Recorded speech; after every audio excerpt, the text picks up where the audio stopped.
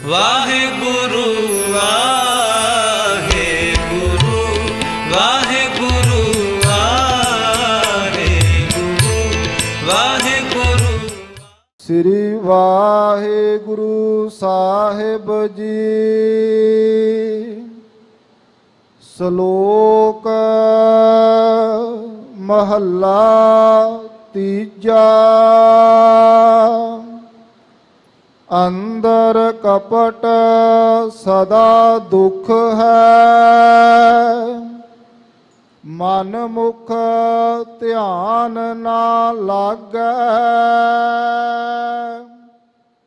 दुख which car कमावनी, दुख वरतै दुख आगै। अंदर कपट सदा दुख है,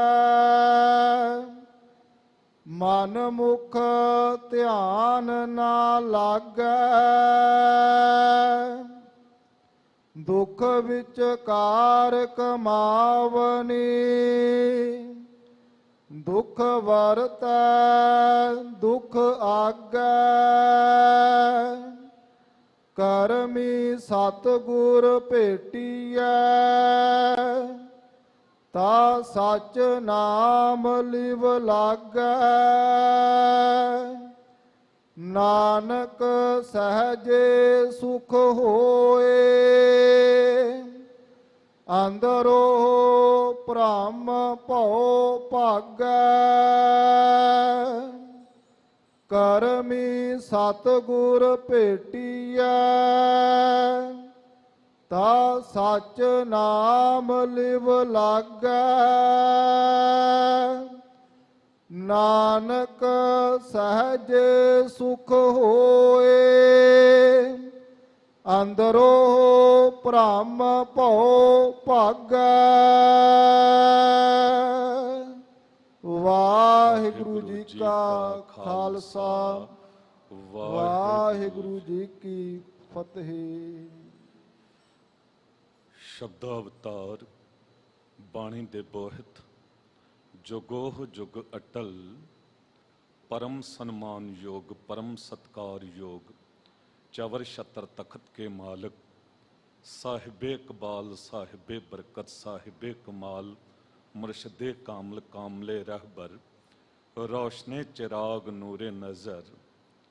ज्ञान दे सागर समूची मनुखता दे, सांझा आत्मक भंडार।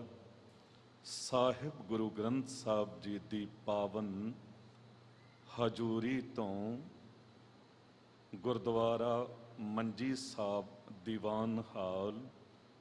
पीरां दे पीर बाबियां दे बाबे जोगियां दे जोगी नाथां दे नाथ। रहबरां दे रहबर गुरुआं दे गुरु, महान गुरु धन धन साहिब श्री गुरु रामदास साहब जी दे महान अस्थान दरबार साहिब तो गुरु के हुक्म दी विचार सरवण कर रही सन्मान योग साध संगत जीओ। गुरु की बख्शी फतेह बुलाओ। वाहिगुरु जी का खालसा, वाहिगुरु जी की फतेह। हुक्म ओ जो मनना पवे ते मनना ही होवे। हुक्म दी डेफिनेशन व्याख्या ही ये है, जो मन्निया जावे, केवल पढ़िया ना जावे, वो मन्निया जावे। साडे च अक्सर ऐसा हुंदा है कि अज सोशल मीडिया का जमाना है। हुक्मनामा दरबार साहब दा, बंगला साहब दा, सीसगंज साहब दा, ननकाना साहब, पंजा साहब, बस अगे तो अगे असी उन्हों भेजी जाते हाँ। अगले भी पढ़ते नहीं तो उन्होंने बिना पढ़िया डिलीट कर देंगे ने, क्योंकि 100 हुक्मनामे किसी कोल आ गए तो वह भी कन्फ्यूज हो जाता है। हुक्म गुरु ग्रंथ साहब जी का है, हुक्म कितों भी मिले। दरबार साहब दे ही हुक्मनामे नूं असी सुन के समझ के मन लईए, ਕਮਾ ਲਈਏ। ਸੱਸਾ ਸੁਣਨਾ, ਸੱਸਾ ਸਮਝਣਾ ਤੇ ਸੱਸਾ ਸਮਾ ਜਾਣਾ। ਇਹ ਤਿੰਨ ਸੱਸੇ ਜੇ ਜੀਵਨ ਦੇ ਚ ਢਾਲ ਲਈਏ ਤੇ ਹੁਕਮ ਮੰਨ ਕੇ ਅਸੀਂ ਗੁਰਮੁਖ ਬਣਨ ਵਾਲੇ ਰਾਹ ਉੱਤੇ ਤੁਰ ਪੈਂਦੇ ਹਾਂ। ਪਰ ਜਦ ਹੁਕਮ ਨੂੰ ਕੇਵਲ ਪੜ੍ਹ ਲੈਂਦੇ ਆ ਜਾਂ ਸੁਣ ਲੈਂਦੇ ਆ, ਕਮਾਉਂਦੇ ਨਹੀਂ ਆ, ਤੇ ਫਿਰ ਮਨ ਦੇ ਪਿੱਛੇ ਤੁਰ ਕੇ ਮਨਮੁਖ ਹੀ ਰਹਿ ਜਾਂਦੇ ਹਾਂ। ਅੱਜ ਦੇ ਹੁਕਮ ਦੇ ਵਿੱਚ ਸਤਿਗੁਰੂ ਜੀ ਨੇ ਗੁਰਮੁਖ ਤੇ ਮਨਮੁਖ ਦੀ ਗੱਲ ਕਰਕੇ ਸਮਝਾਇਆ ਏ ਕਿ ਗੁਰਮੁਖ ਦਾ ਜੀਵਨ ਕੀ ਹੈ, ਗੁਰਮੁਖ ਦੇ ਜੀਵਨ ਦੇ ਚ ਕਿੰਨੇ ਕੁ ਸੁੱਖ ਨੇ ਤੇ ਮਨਮੁਖ ਦੇ ਜੀਵਨ ਦੇ ਵਿੱਚ ਕੀ ਹੈ। ਸਤਿਗੁਰੂ ਸਾਹਿਬ ਗੁਰੂ ਹਰਗੋਬਿੰਦ ਸਾਹਿਬ ਜੀ ਦੇ ਜੀਵਨ ਵਿੱਚੋਂ ਇੱਕ ਘਟਨਾ ਸਾਂਝੀ ਕਰਕੇ ਆਪਾਂ ਹੁਕਮ ਦੇ ਵਿਚਾਰ ਨਾਲ ਜੁੜੀਏ, ਤਾਂ ਕਿ ਸਾਡੇ ਅੰਦਰ ਉਹ ਭਰੋਸਾ ਹੋਰ ਪੱਕਾ ਹੋ ਜਾਵੇ ਕਿ ਗੁਰੂ ਕੀ ਸੰਗਤ 'ਚ ਬੈਠਣਾ ਕਿਸ ਤਰ੍ਹਾਂ ਹੈ ਤੇ ਹੁਕਮ ਨੂੰ ਸੁਣਨਾ ਕਿਸ ਤਰ੍ਹਾਂ ਹੈ। ਭਾਈ ਸੁਥਰਾ ਜੀ ਬੜੇ ਪਿਆਰੇ ਸਿੱਖ ਹੋਏ ਨੇ ਗੁਰੂ ਹਰਗੋਬਿੰਦ ਸਾਹਿਬ ਸਤਿਗੁਰੂ ਜੀ ਦੇ, ਤੇ ਆ ਕੇ ਸੰਗਤ 'ਚ ਬੈਠੇ ਤੇ ਕਥਾ ਕਰ ਰਹੇ ਸਨ ਗੁਰੂ ਹਰਗੋਬਿੰਦ ਸਾਹਿਬ ਆਪ। ਜੀ ਹੁਣ ਕਥਾ ਹੋ ਰਹੀ ਹੈ, ਇਤਨੀ ਇਕਾਗਰਤਾ ਤੁਹਾਡੀ ਮਿਲ ਰਹੀ ਹੈ ਜਿਸ ਤਰ੍ਹਾਂ ਸੱਚਖੰਡ ਬਣਿਆ ਹੋਇਆ ਹੈ, ਤੇ ਜਿੱਥੇ ਗੁਰੂ ਹਰਗੋਬਿੰਦ ਸਾਹਿਬ ਆਪ ਕਥਾ ਕਰ ਰਹੇ ਹੋਣ ਉੱਥੇ ਕਿਹੋ ਜਿਹਾ ਮਾਹੌਲ ਹੋਵੇਗਾ। ਭਾਈ ਸੁਥਰਾ ਜੀ ਬੈਠੇ ਨੇ, ਸਾਰੀ ਸੰਗਤ ਉਹ ਕਥਾ ਸੁਣ ਰਹੀ ਹੈ ਇਕਾਗਰਤਾ ਨਾਲ, ਪਰ ਦੋ ਚਾਰ ਸਿੱਖ ਨੇ ਜੋ ਉੱਥੇ ਬੈਠੇ ਵੀ ਆਪਸ ਵਿੱਚ ਗੱਲਾਂ ਕਰੀ ਜਾ ਰਹੇ ਨੇ। ਭਾਈ ਸੁਥਰਾ ਜੀ ਨੇ ਇੱਕ ਦੋ ਵਾਰੀ ਇਸ਼ਾਰਾ ਕੀਤਾ ਚੁੱਪ ਕਰਨ ਦਾ, ਪਰ ਜਦ ਚੁੱਪ ਨਾ ਕੀਤੇ ਤੇ ਕੰਨ ਵਿੱਚ ਕੁਝ ਬਚਨ ਕਹਿ ਕੇ ਤੇ ਦੌੜ ਗਏ। 8-9 ਦਿਨ ਆਏ ਨਾ, ਤੇ ਜਿਸ ਦਿਨ ਆਏ ਉਸ ਦਿਨ ਉਹਨਾਂ ਸਿੱਖਾਂ ਨੇ ਮੁਸ਼ਕਾਂ ਬੰਨ੍ਹ ਕੇ, ਹੱਥ ਪੈਰ ਬੰਨ੍ਹ ਕੇ ਗੁਰੂ ਹਰਗੋਬਿੰਦ ਸਾਹਿਬ ਸਤਿਗੁਰੂ ਜੀ ਦੇ ਸਨਮੁਖ ਪੇਸ਼ ਕਰ ਦਿੱਤਾ। ਸਤਿਗੁਰੂ ਨੇ ਪੁੱਛਿਆ ਵੀ ਭਾਈ ਸੁਥਰੇ ਨੂੰ ਕਿਉਂ ਬੰਨਿਆ ਹੈ? ਕਹਿਣ ਲੱਗੇ ਸਤਿਗੁਰੂ ਜੀ ਇਹਨੇ ਗੁਰੂ ਦੀ ਹਜ਼ੂਰੀ ਬੜੀ ਵੱਡੀ ਅਵਗਿਆ ਕੀਤੀ ਸੀ। ਕੀ ਕੀਤਾ ਸੀ? ਅਸੀਂ ਕਥਾ ਸੁਣ ਰਹੇ ਸੀ, ਬੈਠੇ ਸੀ, ਤੇ ਇਹ ਸਾਨੂੰ ਮਾੜੇ ਬਚਨ ਅਪਸ਼ਬਦ ਬੋਲ ਕੇ ਤੇ ਦੌੜ ਗਿਆ ਸੀ। ਸਤਿਗੁਰੂ ਨੇ ਪੁੱਛਿਆ ਭਾਈ ਸੁਥਰੇ ਨੂੰ ਕਿ ਠੀਕ ਕਹਿ ਰਹੇ ਨੇ? ਸਤਿਗੁਰੂ ਜੀ ਠੀਕ ਕਹਿ ਰਹੇ ਨੇ, ਸਜ਼ਾ ਜੋ ਮਰਜ਼ੀ ਦੇ ਦੇਣਾ, ਪਰ ਪਹਿਲਾਂ ਇਹਨਾਂ ਤੋਂ ਪੁੱਛੋ ਉਦੋਂ ਹੋ ਕੀ ਰਿਹਾ ਸੀ। ਸਿੱਖ ਕਹਿਣ ਲੱਗੇ ਜੀ ਕਥਾ ਹੋ ਰਹੀ ਸੀ। ਕਥਾ ਕਰ ਕੌਣ ਰਿਹਾ ਸੀ? ਗੁਰੂ ਹਰਗੋਬਿੰਦ ਸਾਹਿਬ ਸਤਿਗੁਰੂ ਆਪ ਕਥਾ ਕਰ ਰਹੇ ਸੀ। ਤੇ ਭਾਈ ਸੁਥਰਾ ਜੀ ਨੇ ਕਿਹਾ ਕਿ ਸਤਿਗੁਰੂ ਇਤਨਾ ਹੋਰ ਪੁੱਛ ਲਓ ਕਿ ਗੁਰੂ ਕਹਿ ਕੀ ਰਿਹਾ ਸੀ, ਗੁਰੂ ਕਹਿ ਕੀ ਰਿਹਾ ਸੀ। ਜਦ ਪੁੱਛਿਆ ਨਾ ਕਿ ਗੁਰੂ ਕਹਿ ਕੀ ਰਿਹਾ ਸੀ ਤੇ ਕੁਝ ਵੀ ਪਤਾ ਨਹੀਂ ਸੀ। ਉਦੋਂ ਭਾਈ ਸੁਥਰਾ ਜੀ ਨੇ ਕਿਹਾ ਕਿ ਤੁਸੀਂ ਸਾਰੇ ਮੇਰੇ ਪੈਰਾਂ ਤੇ ਚਰਨਾਂ ਤੇ ਮੱਥਾ ਟੇਕਣਾ ਆਰੰਭ ਕਰ ਦਿਓ। ਸਿੱਖ ਕ੍ਰੋਧ ਚ ਆ ਗਏ, ਕਿਹਾ ਸਤਿਗੁਰੂ ਵੇਖੋ ਏਡੀ ਵੱਡੀ ਅਵਗਿਆ ਆਪ ਦੇ ਹੁੰਦਿਆਂ ਕਹਿੰਦਾ ਮੇਰੇ ਪੈਰਾਂ ਉੱਤੇ ਮੱਥਾ ਟੇਕੋ। ਭਾਈ ਸੁਥਰਾ ਨੇ ਕਿਹਾ ਗੁਸਤਾਖੀ ਮਾਫ ਸਤਿਗੁਰੂ, ਇਹ ਸਿੱਖ ਤੁਹਾਡੇ ਨਹੀਂ ਹਨ, ਇਹ ਤੇ ਸਿੱਖ ਮੇਰੇ ਬਣ ਗਏ ਉਦੋਂ ਕਿ ਮੇਰੇ ਕਹੇ ਹੋਏ ਮਾੜੇ ਅਪਸ਼ਬਦ ਵੀ ਹੁਣ ਤੱਕ ਇਹਨਾਂ ਨੂੰ ਯਾਦ ਨੇ। ਉਹ ਦਿਨ ਵੀ ਚੇਤੇ ਹੈ, ਸਭ ਕੁਝ ਚੇਤੇ ਹੈ, ਪਰ ਗੁਰੂ ਦੇ ਕਹੇ ਬਚਨ ਇੱਕ ਵੀ ਚੇਤੇ ਨਹੀਂ ਹੈ। ਤੇ ਫਿਰ ਗੁਰੂ ਦੇ ਸਿੱਖ ਕਿਸ ਤਰ੍ਹਾਂ ਹੋਏ? ਗੁਰੂ ਹਰਗੋਬਿੰਦ ਸਾਹਿਬ ਸਤਿਗੁਰੂ ਜੀ ਨੇ ਭਾਈ ਸੁਥਰੇ ਨੂੰ ਥਾਪੜਾ ਦਿੱਤਾ ਤੇ ਉਹਨਾਂ ਸਿੱਖਾਂ ਨੂੰ ਤਾੜਨਾ ਕੀਤੀ ਕਿ ਗੁਰੂ ਦੀ ਹਜ਼ੂਰੀ 'ਚ ਬੈਠ ਕੇ ਵੀ ਗੁਰੂ ਵੱਲ ਜੇ ਮੁਖ ਨਹੀਂ ਹੈ ਤੇ ਫਿਰ ਮਨਮੁਖ ਹੀ ਹੋ, ਤੇ ਮਨ ਦੇ ਪਿੱਛੇ ਤੁਰਨ ਵਾਲੇ ਹੋ। ਗੁਰਮੁਖ ਤੇ ਤਦ ਹੀ ਬਣੋਗੇ ਜੇ ਗੁਰੂ ਦੇ ਹੁਕਮ ਨੂੰ, ਗੁਰੂ ਦੀ ਕਥਾ ਨੂੰ ਸੁਣ ਕੇ ਜੀਵਨ ਵਿੱਚ ਕਮਾਓਗੇ। ਆਓ ਗੁਰੂ ਕਿਰਪਾ ਕਰੇ, ਆਪ ਹੀ ਸਿਰ ਉੱਤੇ ਹੱਥ ਰੱਖ ਕੇ ਇਹ ਵਿਚਾਰ ਕਰਵਾ ਲਵੇ, ਇਹ ਵਿਚਾਰ ਸਾਡੇ ਹਿਰਦੇ 'ਚ ਵਸ ਜਾਵੇ। ਅਸੀਸ ਆਪ ਸੰਗਤ ਨੇ ਦੇਣੀ ਹੈ, ਕਿਰਪਾ ਗੁਰੂ ਨੇ ਕਰਨੀ ਹੈ। ਮਨ ਜੇ ਕਿਤੇ ਭਟਕ ਰਿਹਾ ਹੈ, ਮਨ ਨੂੰ ਆਵਾਜ਼ ਮਾਰੋ, ਮਨ ਪਰਦੇਸੀ ਵੇ ਪਿਆਰੇ ਆਓ ਘਰੇ, ਤੇ ਇੱਕ ਵਾਰੀ ਗੱਜ ਕੇ ਉਚਾਰਨ ਕਰੋ ਸਤਨਾਮ ਸ੍ਰੀ ਵਾਹਿਗੁਰੂ। ਇੱਕ ਵਾਰੀ ਫਿਰ ਕਰੋ ਕਿਰਪਾ, ਸਤਨਾਮ ਸ੍ਰੀ ਵਾਹਿਗੁਰੂ। ਸਤਨਾਮ ਸ੍ਰੀ ਵਾਹਿਗੁਰੂ ਸਾਹਿਬ ਜੀ। ਸ਼ਲੋਕ ਮਹੱਲਾ ਤੀਜਾ। ਅੰਦਰ ਕਪਟ ਸਦਾ ਦੁਖ ਹੈ, ਮਨ ਮੁਖ ਧਿਆਨ ਨਾ ਲਾਗੈ। ਸ਼ਲੋਕ ਮਹੱਲਾ ਤੀਜਾ।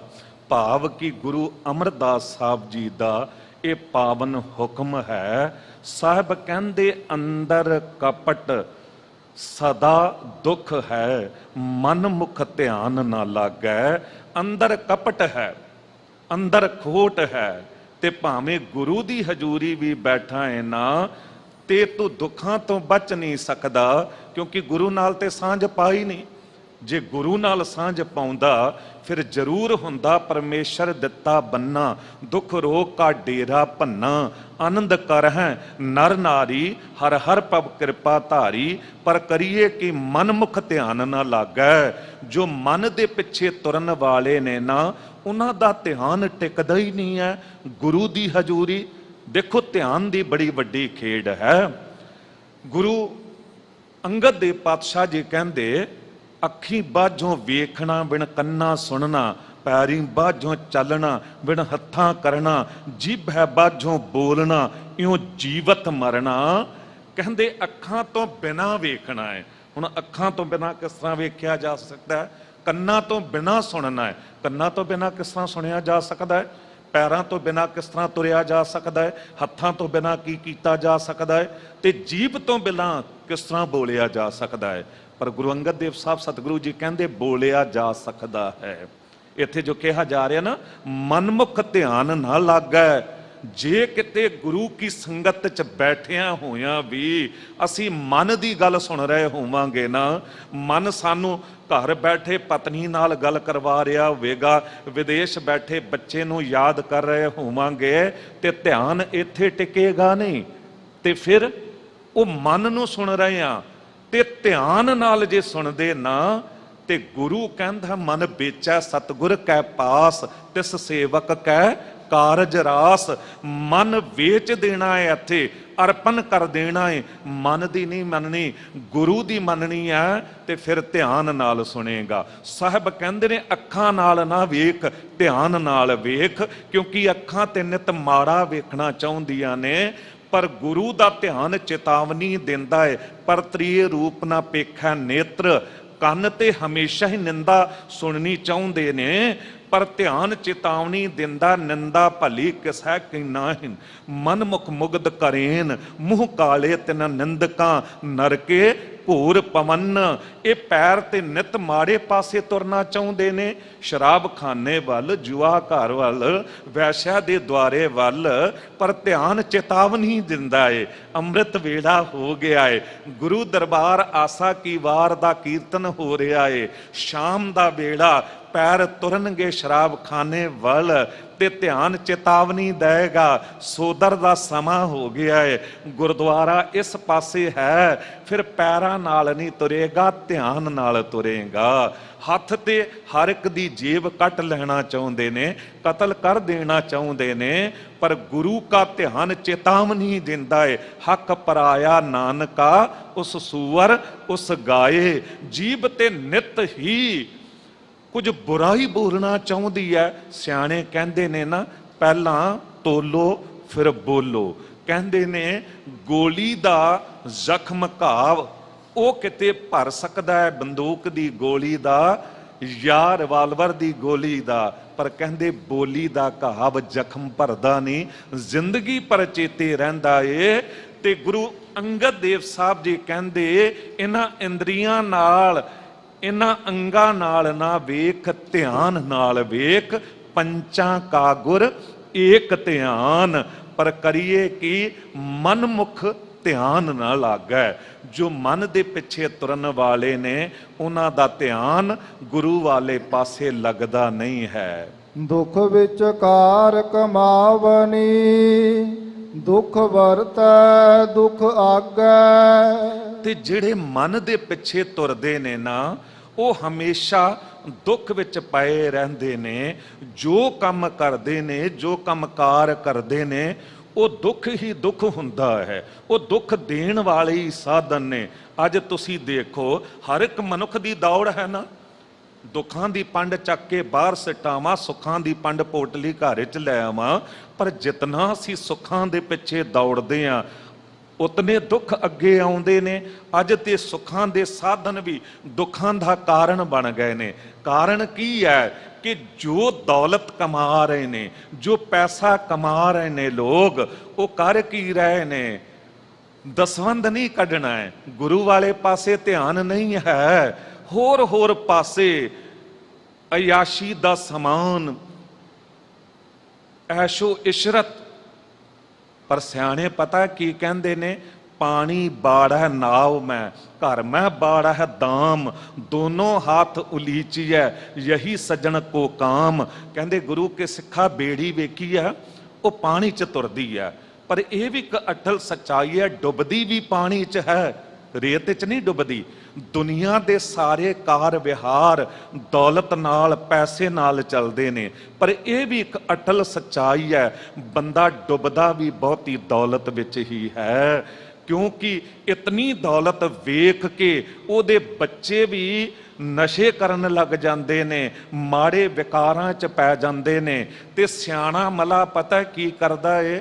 ਜੇ ਬੇੜੀ ਦੇ 'ਚ ਛੇਕ ਹੋ ਜਾਵੇ, ਪਾਣੀ ਭਰਨਾ ਆਰੰਭ ਹੋ ਜਾਵੇ, ਤੇ ਉਹ ਧੀਰੇ ਧੀਰੇ ਦੋਨਾਂ ਹੱਥਾਂ ਨਾਲ ਪਾਣੀ ਕੱਢਦਾ ਰਹਿੰਦਾ ਹੈ ਤੇ ਬੇੜੀ ਨੂੰ ਅੱਗੇ ਤੋਰਦਾ ਰਹਿੰਦਾ ਹੈ, ਤੇ ਉਹ ਡੁੱਬਦਾ ਨਹੀਂ ਹੈ, ਕਿਨਾਰੇ ਲੱਗ ਜਾਂਦਾ ਹੈ। ਬਿਲਕੁਲ ਇਉਂ ਸਾਡੀ ਜੀਵਨ ਰੂਪੀ ਬੇੜੀ ਹੈ। ਜੇ ਬਹੁਤੀ ਦੌਲਤ, ਬਹੁਤਾ ਪੈਸਾ ਆਉਣਾ ਸ਼ੁਰੂ ਹੋ ਗਿਆ ਹੈ ਨਾ, ਤੇ ਦੋਨਾਂ ਹੱਥਾਂ ਨਾਲ ਕਿਤੇ ਚੰਗੇ ਪਾਸੇ ਕੱਢਣਾ ਆਰੰਭ ਕਰ ਦਿਓ।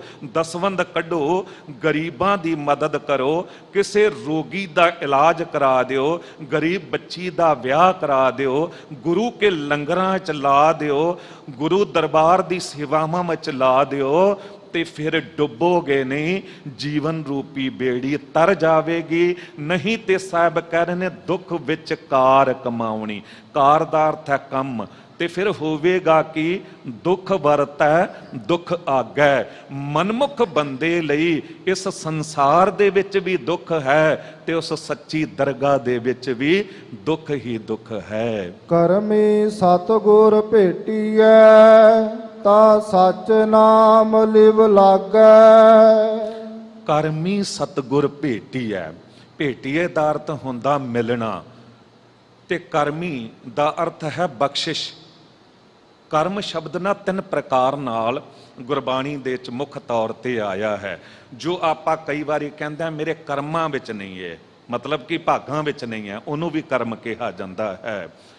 ਤੇ ਜੋ ਕੁਝ ਜੀਵਨ ਵਿੱਚ ਅਸੀਂ ਚੰਗੇ ਜਾਂ ਮਾੜੇ ਕਰਮ ਕਰਦੇ ਹਾਂ, ਉਸ ਨੂੰ ਵੀ ਕਰਮ ਕਿਹਾ ਜਾਂਦਾ ਹੈ ਕਿ ਇਹਦੇ ਕਰਮ ਬੜੇ ਮਾੜੇ ਨੇ ਜਾਂ ਇਹਦੇ ਕਰਮ ਬੜੇ ਚੰਗੇ ਨੇ। ਤੇ ਤੀਜਾ ਕਰਮ ਜੋ ਹੈ, ਉਹਦਾ ਅਰਥ ਹੈ, ਜਿਸ ਤਰ੍ਹਾਂ ਕੋਈ ਹਿੰਦੂ ਵੀਰ ਬਹੁਤਾ ਪ੍ਰਸੰਨ ਖੁਸ਼ ਨਜ਼ਰ ਆ ਰਿਹਾ ਹੋਵੇ ਨਾ, ਤੇ ਪੁੱਛੋ ਵੀ ਬਹੁਤਾ ਪ੍ਰਸੰਨ ਹੈ? ਉਹ ਕਹਿੰਦਾ ਸਭ ਰਾਮ ਜੀ ਕੀ ਕਿਰਪਾ ਹੈ। ਕਿਸੇ ਗੁਰਸਿੱਖ ਤੋਂ ਪੁੱਛੋ ਵੀ ਬੜਾ ਖੁਸ਼ ਪ੍ਰਸੰਨ ਨਜ਼ਰ ਆ ਰਿਹਾ ਹੈ, ਉਹ ਕਹਿੰਦਾ ਸਭ ਗੁਰੂ ਵਾਹਿਗੁਰੂ ਦੀ ਕਿਰਪਾ ਹੈ। ਪਰ ਕਿਸੇ ਮੁਸਲਮਾਨ ਵੀਰ ਤੋਂ ਪੁੱਛੋਗੇ ਨਾ, ਬੜਾ ਪ੍ਰਸੰਨ ਹੈ, ਤੇ ਉਹ ਕਹੇਗਾ ਸਭ ਅੱਲਾਹ ਕਾ ਕਰਮ ਹੈ, ਸਭ ਅੱਲਾਹ ਕਾ ਕਰਮ ਹੈ। ਕਹੇ ਉਹ ਵੀ ਇਹੀ ਰਿਹਾ ਹੈ ਕਿ ਸਭ ਅੱਲਾਹ ਦੀ ਕਿਰਪਾ ਹੈ, ਉਹਦੀ ਬਖਸ਼ਿਸ਼ ਹੈ। ਤੇ ਇੱਥੇ ਸਾਹਿਬ ਕਹਿ ਰਹੇ ਨੇ ਕਿ ਉਹਦੀ ਬਖਸ਼ਿਸ਼ ਸਦਕਾ ਕਰਮੀ ਸਤਿਗੁਰ ਭੇਟੀਐ, ਤਾਂ ਸੱਚ ਨਾਮ ਲਿਵ ਲਾਗੈ। ਤਾਂ ਤੇਰੀ ਸੁਰਤ ਸੱਚੇ ਨਾਮ ਨਾਲ ਜੁੜ ਸਕਦੀ ਹੈ। ਨਾਨਕ ਸਹਜੇ ਸੁਖ ਹੋਏ, ਅੰਦਰੋਂ ਭ੍ਰਮ ਭਉ ਭਾਗੈ। ਨਾਨਕ ਜੀ ਕਹਿੰਦੇ ਨੇ, ਸਹਜੇ ਸੁਖ ਹੋਏ, ਅੰਦਰੋਂ ਭਰਮ ਭਉ ਭਾਗੈ। ਸਹਜੇ, ਸਹਿਜ ਹੈ ਅੰਦਰ ਦਾ ਸੁੱਖ, ਜਿਹਨੂੰ ਆਨੰਦ ਕਹਿੰਦੇ ਨੇ, ਜੋ ਕਦੀ ਟੁੱਟੇ ਭੱਜੇ ਨਾ। ਦੁਨੀਆ ਦੇ ਸੁੱਖ ਦੁਨੀਆ ਦੀ ਦੁਕਾਨਾਂ ਤੋਂ ਮਿਲ ਜਾਂਦੇ ਨੇ, ਪਰ ਇਹ ਨਿਤ ਬਦਲਦੇ ਨੇ। ਜੋ 에ਅਰ ਕੰਡੀਸ਼ਨ ਦੇਖੋ, ਇਹ ਚੱਲ ਰਿਹਾ ਏ, ਅੱਜ ਸੁੱਖ ਦੇ ਰਿਹਾ ਗਰਮੀਆਂ ਨੇ, ਪਰ 4 ਮਹੀਨੇ ਬਾਅਦ ਤੁਸੀਂ ਇਹਨੂੰ ਚਲਾਓ, ਦੁੱਖ ਦੇਣ ਲੱਗ ਜਾਵੇਗਾ। ਇਹ ਮੌਸਮ ਬਦਲਿਆ, ਸੁੱਖ ਬਦਲ ਗਿਆ। ਜਗ੍ਹਾ ਬਦਲੇ, ਸੁੱਖ ਬਦਲ ਜਾਂਦੇ ਨੇ। ਜੋ ਅਰਬ ਦੇਸ਼ਾਂ ਦੇ ਵਿੱਚ 에ਅਰ ਕੰਡੀਸ਼ਨ ਸੁੱਖ ਦਿੰਦੇ ਨੇ, ਯੂਰਪ ਚਲੇ ਜਾਓ, ਇੰਗਲੈਂਡ, ਤੇ ਉੱਥੇ ਠੰਡ ਪੈ ਰਹੀ, ਦੁੱਖ ਦੇਣ ਲੱਗ ਜਾਂਦੇ ਨੇ। ਉੱਥੇ ਗਰਮ ਕੱਪੜੇ, ਹੀਟਰ ਜੋ ਸੁੱਖ ਦੇ ਰਹੇ ਨੇ, ਗਰਮ ਦੇਸ਼ਾਂ 'ਚ ਆ ਜਾਓ, ਦੁੱਖ ਦੇਣ ਲੱਗ ਜਾਂਦੇ ਨੇ। ਮੌਸਮ ਬਦਲਿਆ, ਸੁੱਖ ਬਦਲ ਗਿਆ। ਜਗ੍ਹਾ ਬਦਲੀ, ਸੁੱਖ ਬਦਲ ਗਿਆ। ਬਾਹਰ ਦਾ ਸੁਭਾਵ ਬਦਲੇ ਤਾਂ ਵੀ ਸੁੱਖ ਬਦਲ ਜਾਂਦੇ ਨੇ। ਤਾਪ ਚੜਿਆ ਹੋਵੇ ਬੰਦੇ ਨੂੰ ਜਾਂ ਕ੍ਰੋਧ ਚੜ ਜਾਵੇ, ਬੰਦਾ ਸਭ ਕੁਝ ਨੂੰ ਠੋਕਰ ਮਾਰ ਦਿੰਦਾ ਹੈ, ਕਿਉਂਕਿ ਬਾਹਰ ਦੇ ਸੁੱਖ ਨੇ, ਇਹ ਨਿਤ ਬਦਲਦੇ ਨੇ ਤੇ ਸਾਨੂੰ ਰੋਗੀ ਬਣਾਉਂਦੇ ਨੇ, ਮਾਰਦੇ ਨੇ। ਪਰ ਅੰਦਰ ਦਾ ਸੁੱਖ ਇੱਕ ਵਾਰੀ ਮਿਲ ਜਾਵੇ, ਉਹ ਕਦੀ ਵੀ ਨਹੀਂ ਬਦਲਦਾ, ਉਹ ਕਦੀ ਵੀ ਨਹੀਂ ਬਦਲਦਾ।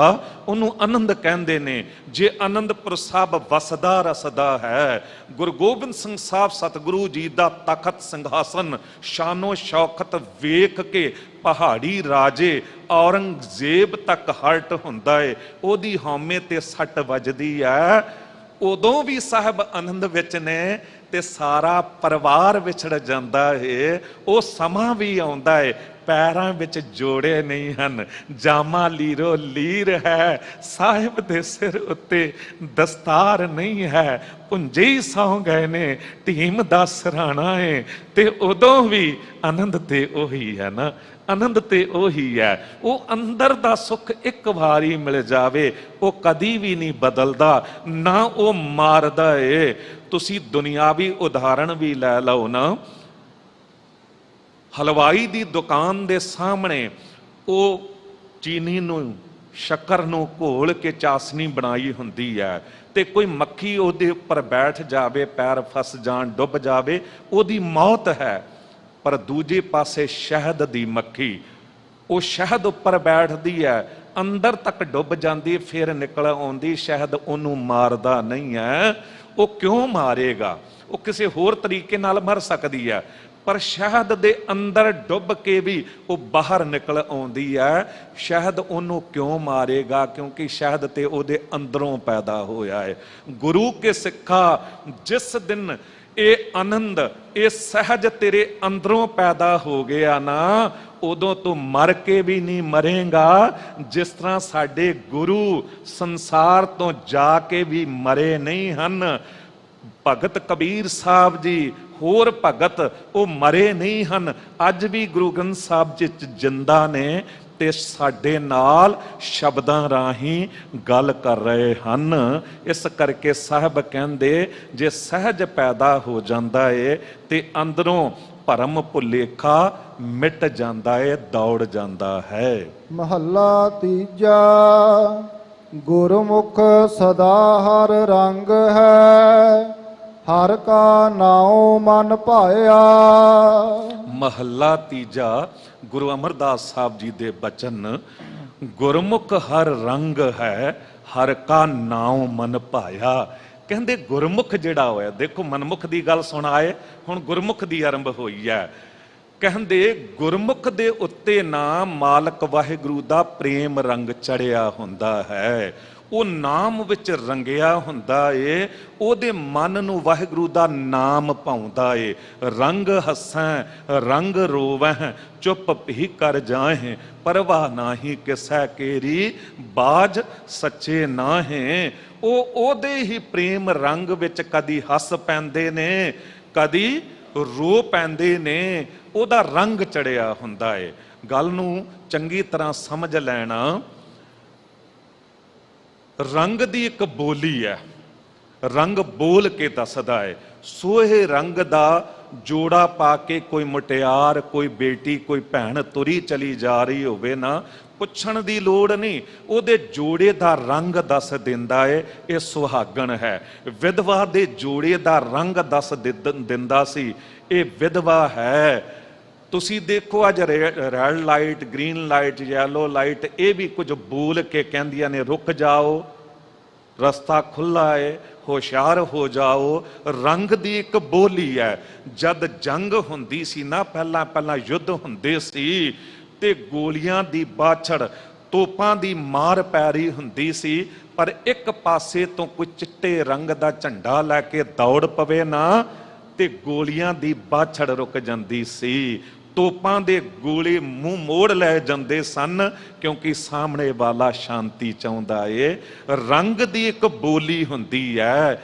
ਇਸੇ ਤਰ੍ਹਾਂ ਚਿਹਰੇ ਦਾ ਰੰਗ, ਜੇ ਚਿਹਰਾ ਲਾਲ ਹੋਇਆ, ਅੱਖਾਂ ਲਾਲ ਨੇ, ਤੇ ਪਤਾ ਲੱਗ ਜਾਂਦਾ ਇਹਨੂੰ ਕ੍ਰੋਧ ਚੜਿਆ ਹੈ। ਰੰਗ ਦੀ ਇੱਕ ਬੋਲੀ ਹੁੰਦੀ ਹੈ। ਰੰਗ ਕਿਸ ਦਾ ਚੜਦਾ ਹੈ? ਕਈ ਵਾਰੀ ਤੁਸੀਂ ਇਉਂ ਵੀ ਵੇਖ ਲਓ, ਦਰਾਣੀ ਜਠਾਣੀਆਂ ਲੜੀਆਂ ਹੋਣ ਨਾ, ਤੇ ਮਾਂ ਕਹਿੰਦੀ ਹੈ ਤੂੰ ਉਹਦੇ ਵੱਲ ਨਹੀਂ ਜਾਣਾ ਹੈ, ਪਰ ਬੱਚਾ ਹੈ ਛੋਟਾ ਨਿਰਵੈਰ, ਉਹ ਚਲਾ ਜਾਂਦਾ ਹੈ, ਤੇ ਮਾਂ ਉਹਨੂੰ ਤਾਨਾ ਮਿਹਣਾ ਮਾਰ ਕੇ ਕਹਿੰਦੀ ਹੈ ਇਹਨੂੰ ਨਾ ਉਸ ਦਾ ਰੰਗ ਚੜ ਗਿਆ ਹੈ। ਕਈ ਵਾਰੀ ਆਪਾਂ ਬੱਚਿਆਂ ਨੂੰ ਸਮਝਾਉਂਦੇ ਹਾਂ ਕਿ ਮਾੜੇ ਬੱਚਿਆਂ ਦੀ ਸੰਗਤ ਨਹੀਂ ਕਰਨੀ, ਉਧਰ ਨਹੀਂ ਜਾਣਾ, ਪਰ ਬੱਚੇ ਚਲੇ ਜਾਂਦੇ ਨੇ ਤੇ ਅਸੀਂ ਕਹਿ ਦਿੰਦੇ ਆ ਇਹਨਾਂ ਨੂੰ ਉਹਨਾਂ ਦਾ ਰੰਗ ਚੜ ਗਿਆ ਹੈ। ਕਾਸ਼ ਸਾਨੂੰ ਕੋਈ ਕਹਿ ਦਵੇ ਕਿ ਇਸ ਨੂੰ ਗੁਰੂ ਦਾ ਰੰਗ ਚੜ ਗਿਆ ਹੈ।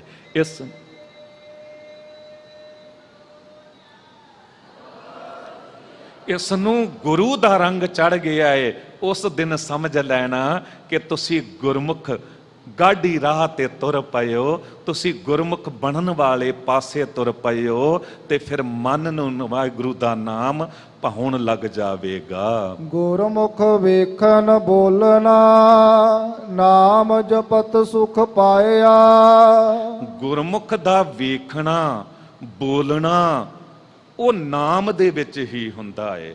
ਉਹ ਹਰ ਵੇਲੇ ਉਹਦੇ ਚੇਤੇ 'ਚ ਵਾਹਿਗੁਰੂ ਦਾ ਨਾਮ ਹੁੰਦਾ ਏ, ਤੇ ਉਹ ਮਾਲਕ ਵਾਹਿਗੁਰੂ ਦੇ ਭੈ ਵਿੱਚ ਤੁਰਨ ਵਾਲਾ ਹੁੰਦਾ ਏ। ਉਹ ਅੰਦਰ ਦਾ ਸੁੱਖ ਪ੍ਰਾਪਤ ਕਰਦਾ ਏ। ਜੋ ਆਪਾਂ ਗੱਲ ਕਰ ਆਈਆਂ ਨਾ, ਉਹ ਧਿਆਨ ਨਾਲ ਵੇਖਦਾ ਏ, ਉਹ ਧਿਆਨ ਨਾਲ ਸੁਣਦਾ ਹੈ, ਉਹ ਧਿਆਨ ਨਾਲ ਤੁਰਦਾ ਏ, ਉਹ ਧਿਆਨ ਨਾਲ ਕਰਦਾ ਏ, ਉਹ ਧਿਆਨ ਨਾਲ ਬੋਲਦਾ ਏ। ਹਰ ਇੱਕ ਗੱਲ ਉਹਦੀ, ਕਿਉਂਕਿ ਗੁਰਮੁਖ ਬਣ ਗਿਆ ਏ। ਤੇ ਪੰਚਾਂ ਕਾ ਗੁਰ ਏਕ ਧਿਆਨ। ਪੰਚ ਕੌਣ ਨੇ? ਜਿਨ੍ਹਾਂ ਦਾ ਧਿਆਨ ਗੁਰੂ ਤੇ ਟਿਕਿਆ ਹੁੰਦਾ ਏ, ਉਹ ਪੰਚ ਪਰਮੇਸ਼ਵਰ ਬਣ ਜਾਂਦੇ ਨੇ, ਉਸ ਸੱਚੀ ਦਰਗਾਹ ਵਿੱਚ ਪ੍ਰਵਾਨ ਹੋ ਜਾਂਦੇ ਨੇ, ਕਿਉਂਕਿ ਉਹ ਗੁਰਮੁਖ ਬਣ ਚੁੱਕੇ ਨੇ। ਨਾਨਕ ਗੁਰਮੁਖ ਗਿਆਨ ਪਰਗਾਸਿਆ, ਤਿਮਰ ਅਗਿਆਨ ਅੰਧੇਰ ਚੁਕਾਇਆ। ਗੁਰਮੁਖ ਗਿਆਨ ਪ੍ਰਗਾਸਿਆ, ਗੁਰਮੁਖ ਦੇ ਅੰਦਰ ਗਿਆਨ ਰੂਪੀ ਚਾਨਣਾ ਆ ਜਾਂਦਾ ਏ। ਇਹ ਗੱਲ ਚੇਤੇ ਰੱਖਣਾ, ਗੱਲ ਨੂੰ ਬੜੇ ਧਿਆਨ ਨਾਲ ਪਕੜਨਾ। ਇਕਾਗਰਤਾ ਤੁਹਾਡੀ ਬਹੁਤ ਮਿਲ ਰਹੀ ਹੈ, ਮੈਂ ਦੂਰ ਤੱਕ ਵੇਖ ਰਿਹਾ, ਹਾਲ ਭਰਿਆ, ਸਾਰੇ ਧਿਆਨ ਨਾਲ ਇਕਾਗਰਤਾ ਨਾਲ ਸੁਣ ਰਹੇ ਹੋ। ਇਸ ਗੱਲ ਨੂੰ ਪਕੜਨਾ ਕਿ ਗਿਆਨ ਕਿਹੋ ਜਿਹਾ ਚਾਨਣਾ ਹੈ। ਇੱਕ ਗੱਲ ਚੇਤੇ ਰੱਖਣਾ, ਤਿੰਨ ਪ੍ਰਕਾਰ ਦੇ ਚਾਨਣੇ ਸਾਨੂੰ ਮੁੱਖ ਤੌਰ ਤੇ ਨਜ਼ਰ ਆਉਂਦੇ ਨੇ। ਇੱਕ ਇਹ ਲਾਈਟਾਂ ਦਾ, ਸੂਰਜ ਦਾ, ਇਹ ਚਾਨਣਾ ਅਤ ਜ਼ਰੂਰੀ ਹੈ, ਪਰ ਇਹ ਹੋਵੇ ਅੱਖਾਂ ਦਾ ਚਾਨਣਾ ਨਹੀਂ ਹੈ, ਬੰਦਾ ਅੰਨਾ ਹੈ, ਤੇ ਫਿਰ ਇਹ ਚਾਨਣਾ ਕਿਸੇ ਕੰਮ ਦਾ ਨਹੀਂ, ਸੂਰਜ ਲਾਈਟਾਂ ਦਾ, ਕਿਉਂਕਿ ਅੰਧਾ ਬੰਦਾ ਵੇਖ ਨਹੀਂ ਸਕਦਾ, ਤੇ ਅੱਖਾਂ ਦਾ ਚਾਨਣਾ ਵੀ ਚਾਹੀਦਾ ਹੈ। ਇਹ ਦੋਨੋਂ ਚਾਨਣੇ ਹਨ, ਸੂਰਜ ਲਾਈਟ ਤੇ ਅੱਖਾਂ ਦਾ ਚਾਨਣਾ ਵੀ ਹੈ, ਪਰ ਚੇਤਨਾ ਗਵਾਚ ਗਈ, ਸੁਰਤ ਗਵਾਚ ਗਈ, ਬੰਦਾ ਕੋਮਾ 'ਚ ਚਲਾ ਗਿਆ, ਤੇ ਦੋਨੋਂ ਚਾਨਣੇ ਕਿਸੇ ਕੰਮ ਦੇ ਨਹੀਂ। ਉਹਦੇ ਸਾਹਮਣੇ ਉਹਦੀ ਪਤਨੀ ਜਾਂ ਪੁੱਤਰ ਨੂੰ ਲੈ ਜਾਓ ਤੇ ਪੁੱਛੋ ਬਾਬਾ ਪਛਾਣਦਾ ਹੈ? ਉਹ ਬਿਟਰ ਬਿਟਰ ਵੇਖੀ ਜਾਂਦਾ, ਪਰ ਪਛਾਣ ਨਹੀਂ, ਕਿਉਂਕਿ ਅੰਧੇਰੇ 'ਚ ਜੀ ਰਿਹਾ ਹੈ। ਇਸ ਦਾ ਮਤਲਬ ਚੇਤਨਾ ਵੀ ਜ਼ਰੂਰੀ ਹੈ। ਹੁਣ ਇਹ ਤਿੰਨ ਚਾਨਣੇ ਤੁਹਾਡੇ ਕੋਲ ਹਨ, ਪਰ ਇਹਦੇ ਨਾਲ ਹੋਵੇਗਾ ਕਿ ਅਸੀਂ ਦੁਨੀਆ ਨੂੰ ਪਛਾਣ ਲਾਂਗੇ, ਇੱਥੇ ਤੱਕ ਆ ਜਾਵਾਂਗੇ ਤੇ ਵੇਖ ਲਾਂਗੇ ਮੰਜੀ ਸਾਹਿਬ ਦੀਵਾਨ ਹਾਲ ਹੈ, ਗੁਰੂ ਗ੍ਰੰਥ ਸਾਹਿਬ ਜੀ ਦਾ ਪ੍ਰਕਾਸ਼ ਹੈ, ਕਥਾ ਹੋ ਰਹੀ ਹੈ, ਬਸ ਇਹ ਕੁਝ ਵੇਖ ਲਾਂਗੇ। ਪਰ ਜੇ ਆਪਣੇ ਆਪੇ ਦੀ ਪਛਾਣ ਕਰਨੀ ਹੈ ਨਾ, ਜੇ ਸਮਝਣਾ ਮਨ ਤੂੰ ਜੋਤ ਸਰੂਪ ਹੈ, ਆਪਣਾ ਮੂਲ ਪਛਾਣ, ਤੇ ਫਿਰ ਚੌਥਾ ਚਾਨਣਾ ਚਾਹੀਦਾ ਹੈ, ਉਹ ਹੈ ਗਿਆਨ ਰੂਪੀ ਚਾਨਣਾ। ਗਿਆਨ ਅੰਜਨ ਗੁਰ ਦੀਆ, ਅਗਿਆਨ ਅੰਧੇਰ ਬਿਨਾਸ਼। ਸਾਹਿਬ ਕਹਿ ਰਹੇ ਨੇ ਗੁਰਮੁਖ ਗਿਆਨ ਪ੍ਰਗਾਸ ਹੈ, ਤਿਮਰ ਅਗਿਆਨ ਅੰਧੇਰ ਚੁਕਾਇਆ। ਤਿਮਰ ਅੰਧੇਰ, ਅੰਧੇਰਾ, ਗੱਲ ਨੂੰ ਸਮਝ ਲੈਣਾ। ਅੰਧੇਰਾ ਦੁੱਖ ਦਾ ਪ੍ਰਤੀਕ ਹੈ, ਚਾਨਣਾ ਸੁੱਖ ਦਾ ਪ੍ਰਤੀਕ ਹੈ। ਕਿਸੇ ਘਰ ਦੇ ਵਿੱਚ ਵਿਆਹ ਦਾ ਵੇਲਾ ਹੈ ਜਾਂ ਬੱਚੇ ਨੇ ਜਨਮ ਲਿਆ ਏ, ਕਾਰੋਬਾਰ ਦੇ ਵਿੱਚ ਵਾਧਾ ਹੋਇਆ ਏ, ਭਾਵੇਂ ਪਹਿਲਾਂ ਤੋਂ ਲਾਈਟਾਂ ਮੌਜੂਦ ਨੇ ਫਿਰ ਵੀ ਬੰਦਾ ਬਾਹਰ ਲਾਈਟਾਂ ਲਾ ਦਿੰਦਾ ਏ। ਆਪਾਂ ਪ੍ਰਕਾਸ਼ ਗੁਰਪੁਰਬ ਮਨਾਉਂਦੇ ਆ, ਗੁਰਦੁਆਰਿਆਂ ਦੇ ਬਾਹਰ ਚਾਨਣਾ ਕਰ ਦਿੰਦੇ ਆ, ਕਿਸੇ ਨੂੰ ਪੁੱਛਣ ਦੀ ਲੋੜ ਨਹੀਂ, ਉਹ ਚਾਨਣਾ ਦੱਸ ਦਿੰਦਾ ਏ ਕਿ ਇਸ ਘਰ ਦੇ ਵਿੱਚ ਸੁੱਖ ਵਰਤ ਰਿਹਾ ਏ। ਇਸ ਤੋਂ ਵਿਪਰੀਤ ਕਿਸੇ ਘਰ ਦੇ ਵਿੱਚ ਮੌਤ ਹੋ ਗਈ ਹੋਵੇ, ਕੋਈ ਜਿਗਰ ਦਾ ਟੋਟਾ ਸਿਰ ਦਾ ਸਾਈਂ ਚਲਾਣਾ ਕਰ ਗਿਆ ਹੋਵੇ ਜਾਂ ਬੰਦਾ ਬਰਬਾਦ ਹੋ ਗਿਆ, ਤੇ ਉਹ ਇੱਕ ਪਾਸੇ ਜਾ ਕੇ ਉਦਾਸ ਹੋ ਕੇ ਬੈਠ ਜਾਂਦਾ ਹੈ। ਸ਼ਾਮ ਪੈ ਗਈ, ਲਾਈਟਾਂ ਵੀ ਨਾ ਜਗਾਈਆਂ, ਕਿਸੇ ਨੇ ਆ ਕੇ ਕਹਿ ਦਿੱਤਾ ਚਾਨਣਾ ਨਹੀਂ ਕੀਤਾ, ਉਹ ਕਹਿੰਦਾ ਹੁਣ ਤਾਂ ਜ਼ਿੰਦਗੀ 'ਚ ਹੀ ਅੰਧੇਰਾ ਹੋ ਗਿਆ, ਹੁਣ ਕਾਹਦਾ ਚਾਨਣਾ। ਤੇ ਸਾਬਿਤ ਕੀ ਹੋਇਆ? ਅੰਧੇਰਾ ਦੁੱਖ ਦਾ ਪ੍ਰਤੀਕ ਹੈ, ਚਾਨਣਾ ਸੁੱਖ ਦਾ ਪ੍ਰਤੀਕ ਹੈ। ਫਿਰ ਅੰਧੇਰਾ ਪਛਾਣ ਗਵਾ ਦਿੰਦਾ ਏ, ਚਾਨਣਾ ਪਛਾਣ ਕਰਵਾ ਦਿੰਦਾ ਏ। ਜਿਸ ਘਰ ਦੇ ਬੈਡਰੂਮ ਵਿੱਚ ਤੁਸੀਂ 25 ਸਾਲਾਂ ਤੋਂ ਰਹਿ ਰਹੇ ਹੋ, ਹਰ ਇੱਕ ਚੀਜ਼ ਦੀ ਤੁਹਾਨੂੰ ਪਛਾਣ ਹੈ, ਪਰ ਥੋੜਾ ਅੰਧੇਰਾ ਹੋ ਜਾਵੇ, ਲਾਈਟ ਚਲੀ ਜਾਵੇ, ਸਾਰੀ ਪਛਾਣ ਗਵਾਚ ਜਾਂਦੀ ਹੈ, ਕੁਝ ਵੀ ਨਜ਼ਰ ਨਹੀਂ ਆਉਂਦਾ।